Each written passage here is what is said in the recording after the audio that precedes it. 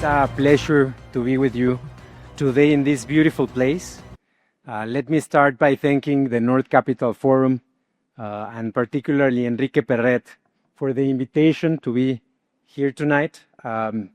Enrique has been a promoter of closer ties between the countries of North America for the last few years. And I very much appreciate the efforts that you have been making. It doesn't matter how powerful an idea is, it needs to be kept, it needs to be taken care of for that idea to preserve its power. So, Enrique, the work that you do and the work that the North Capital Forum does and the U.S.-Mexico Foundation does is very, very important for Mexico and, of course, we believe for all of North America. Let me also convey to you all greetings from President Claudia Sheinbaum, from Secretary Juan Ramón de la Fuente. As you probably know, today was a very important day for President Claudia Sheinbaum. We were accompanying her earlier in a very big event where she delivered a very important speech, I would say, on the State of the Union after 1 year, the first year of her government. I think it was a very powerful speech where she not only touched on what have been the results of her government during this period, but also what is her vision for Mexico in the years ahead. Naturally, there are very important results in the decrease of the levels of poverty in Mexico, which is something that we are all very proud of. That is, I believe, the essence of what the fourth transformation, as we call it, of Mexico is. There are also very important results this year on the front of security. I was looking at the figures that she presented, and we have around a third of a decrease in the average of homicides that we have in Mexico every day from 1 year to the other. And that is very, very important. That means 27 people every day that are not losing their lives in this country. So that is obviously something to be very hopeful about, to be very proud of, and that obviously signals another very result from this government. There are also important results on the economy. There is a new plan for the state-owned enterprises, particularly for Pemex. There's a new plan for new railroads in our country. The economy is growing. We expect that the economy will grow over 1% this year. And that, for some of you, might sound like, oh, 1% is not that much. But in the middle of what some people could have said that was the perfect storm of uncertainty for Mexico, with everything that is going on in the world and with the global uncertainty on trade for a country that depends so much on these global chains and on trade, that 1% signals the robustness of our economy and, of course, the resilience of our country in the middle of all this uncertainty. So, again, very powerful results and very important also in the roadmap ahead for Mexico. Our country will continue working in the Plan Mexico to make sure that our economy not only continues to grow at this pace, but at a much faster pace. And of course, we want to do that with all of you, and we thank you all for coming to Mexico today for these very important conversations. Of course, part of our future has to do with North America. I would also like to take a moment to recognize a very important part of North America, which are also the millions of Mexicans that live in the United States. First, second, third generation Mexicans that contribute every day to the lives of U.S. citizens, to the economy of the United States, and of course to the North American region. Every day we in the Mexican government have as a priority to make sure that everybody knows the contributions of our people in the United States, and of course to protect our community in the United States every day is the number one chore that we have in the foreign ministry and in the government of Mexico when it comes to foreign affairs. So, Enrique, let me just finish saying that I very much look forward to all the conversations that you will have this week. I very much look forward to learning a lot from what will be happening and, of course, we will be waiting to hear back from all of the ideas that will happen in this North Capital Forum. Thank you very much again, and looking forward. Thank you, Roberto. So let me start with, you mentioned security, and you mentioned North America being part of this State of the Union and the message today by President Sheinbaum. So help me thinking on how big is this relationship with the U.S. and Canada as part of how things this year of President Sheinbaum here in Mexico. I mean, there are many things in the Mexico life, but North America it's a big part of that. It's a big part of the economy. You mentioned millions of Mexicans living in the U.S., also millions of U.S. citizens living in Mexico. We were talking about tourism and how it's growing in the region. So how big is the North American idea of this government? Well, you're asking a couple of questions. Let me start with the security side. On the security front, I mean, in Mexico, the government has a new strategy that is based on 4 pillars. Obviously, attending to the root causes of violence, which is part of the ethos of the government. The consolidation of the National Guard. But there's a new element that is very important, and also the coordination with all the different levels of government. But the new very important element is an accent and an emphasis on investigations and intelligence that, of course, are very important to make sure that everybody that has committed a crime faces justice in Mexico, including those, as the president said very clearly today, including those in the government who engage on acts of corruption. We are working with the United States and with Canada, actually, also on security cooperation. With the United States, it has been a complex conversation, of course, with points of tension. But I would say that right now we have achieved something very important. We have a work plan, an action plan between Mexico and the United States that is grounded on very important principles for Mexico, 4 very important principles. The respect for our sovereignty and our territory, that there's a shared responsibility about the different issues on security. Naturally, also the cooperation between the 2 governments, as the president says, without subordination or cooperation that happens between equals. And grounded on those principles, we are working together to implement this work plan. And we started last week with a conversation in McAllen, Texas, where we started working on arms trafficking, which is obviously the priority for Mexico. The U.S. is committing a whole of the government approach on the border to investigate, increase the investigations, to increase the inspections of the southbound flow to detect weapons and to bring to justice in the United States those who are working with criminal organizations in Mexico to bring weapons here.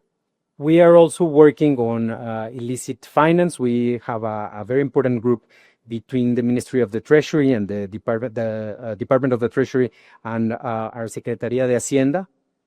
We have also made some important progress on some other issues of shared importance, like customs. We have a new system for sharing information between the customs of the 2 countries.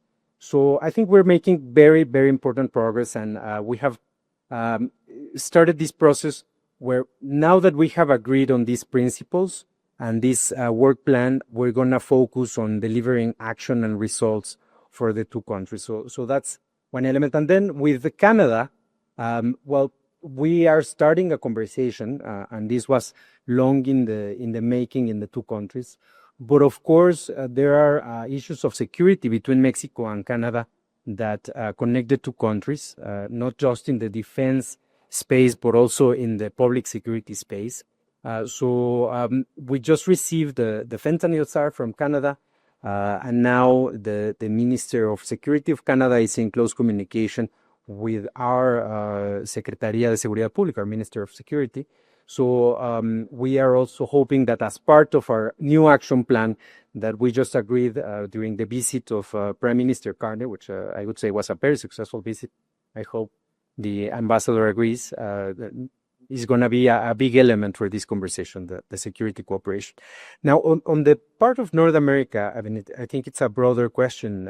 I think Mexico and the government of Mexico, the Secretary of Foreign Affairs, the whole cabinet, and of course, President Claudia Sheinbaum, we're all very much aware of how important the USMCA and North American trade is for Mexico. We're also very much aware of how important the different areas of cooperation between our countries are for Mexico, particularly, which is our case. We share a border. I always say this, and some people are very surprised. The size of the border is equivalent to the linear distance that exists between Barcelona and Moscow. So we share a gigantic space, and that entails of sort of opportunities and, of course, challenges. So I think we view, obviously, we have an idea of Mexico that is rooted in our history, our sovereignty, but of course we view North America as a very important element for the future of Mexico. 1.5 million people cross the border every day, and we can, discuss many numbers that are or could be very surprising for many people not very engaged with a relationship. You mentioned Prime Minister Carney coming to Mexico. He came, I think, 2 weeks ago. But you also received Secretary Rubio at the beginning of September. Can you talk a little bit about those two visits and how important is the face-to-face interaction with President Sheinbaum and the Mexican cabinet to move forward with these projects? Yes, of course. I mean, the Rubio visit was focused mainly on security. And the big result of that visit was this new framework for security cooperation that we have. We call it a cooperation plan. And of course, I think that was very important for two reasons. First, it was the first big diplomatic engagement that we had between Mexico and the United States. Of course, we had before Secretary Noem. We've had meetings in Washington for different purposes. But this was obviously at the president level, and it was the top representative of the United States. And the result was key for the two countries. And I think that for Mexico, it was very important to lay down a path in this area that decreased uncertainty, that was able to provide conditions for the two countries to work cooperatively in this area that is obviously very important. And in that sense, I think it was a very successful visit. The visit of Prime Minister Carney was a very different visit because it was a comprehensive conversation. The two leaders engaged on a very broad conversation about all the different topics between our countries. Obviously, the trade side is very important. But there was also a very substantial conversation on the environment and mining, obviously also about tourism. It was something that we touched upon. There's a big increase of Canadian tourists coming to Mexico this year, and of course they are all very welcome. They had a wide-ranging conversation, and we had, as a result of that conversation, an action plan between Mexico and Canada, and what we call a comprehensive agreement of cooperation between the two countries. So I think that is going to be the roadmap for the next 3 years between Mexico and Canada. Obviously, the goal is to deepen our relation, to deepen the bilateral relation, and we hope that as a result of deepening the bilateral relation, that will also help the trilateral relation between Mexico, the United States, and Canada in the face of what will be a very important moment for the three countries, which is the USMCA review. Roberto, let me talk a little bit about the border region. You have been spending a lot of time in Tijuana, in Mexicali, in El Paso, in Juarez, in Coahuila. Is there anything that you think is changing at the border level, efficiency at the border, new projects? I understand there is a couple of new presidential in the U.S. side, presidential agreements to deploy infrastructure in the U.S. side. Do you see something changing in the border? Well, let me start with a piece of very, very good news.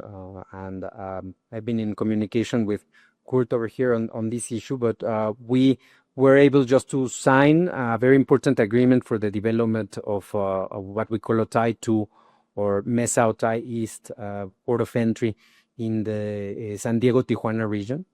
This is going to be the most modern port of entry between Mexico and the United States. The construction on the Mexican side is finished, but this agreement was fundamental to get the construction in the U.S. side started as well. And this is going to be a major connection between the two countries in what is already an extremely busy region and an extremely important region for trade between the two countries. Of course, we have a broad range of projects in all of the border. We are also working to get the project of Ansalduas done. We have the Santa Teresa San Jerónimo as part of the Polos del Bienestar, of the priority projects for economic development in Mexico. Of course, we not only have all these projects, but as I was saying, we're increasing the cooperation between the customs in the two countries. And one of the big areas of investment in the border in the Mexican side will be the deployment of non-intrusive technology that will happen in the next few years. And that will allow us to conduct inspections on the Mexican side in a much quicker pace. That is obviously one of the main challenges that we see, or of areas of opportunity, let's say, in the border, Enrique. One last question, Roberto. We have 2 minutes here. A lot of articles, a lot of studies around how President Sheinbaum have been handling the relationship with President Trump and how effective she has been. No meetings in person, but by phone and with a lot of diplomacy and a lot of information good for both sides. Can you talk a little bit about that strategy? Look, I think President Claudia Sheinbaum has had a few things that I admire very much in this process. And let me tell you, of course I work for her, but I could not say that I have been as impressed as any other political leader in my tenure on this space as I have been with President Claudia Sheinbaum. And number one, I think she has come to the table with a very clear idea of what are the red lines for Mexico and what are the priorities for Mexico. Of course, I already spoke about the sovereignty, the principles that we have for cooperation, obviously the importance that she gives to our community in the United States. And that, I believe, is very important to be grounded on principles, to be grounded in convictions, and to convey that in a respectful way, in a constructive way. The second thing that I believe she has done very well in this past year is that she has approached President Trump always in a way that creates alternatives for the different problems that we're faced upon. She has this famous phrase now that of course has an origin before her, serenidad y paciencia. I know the origin, the Calimán. But I think that has been very important to be patient, to focus on building what is going to be a long-term relation, because the majority of her government, we will be dealing with the administration of President Trump, and the same is true for President Trump. So I think that has been very, very important, and hopefully we will be able to keep making progress now on the many different issues that we have in front of us, and most importantly, on the USMCA revision. Well, thank you very much, Roberto. You have been participating in the North Capital Forum 4 years in a row, the 4th editions. So thank you for the support and the support of the Minister of Foreign Affairs. Thank you so much. Thank you.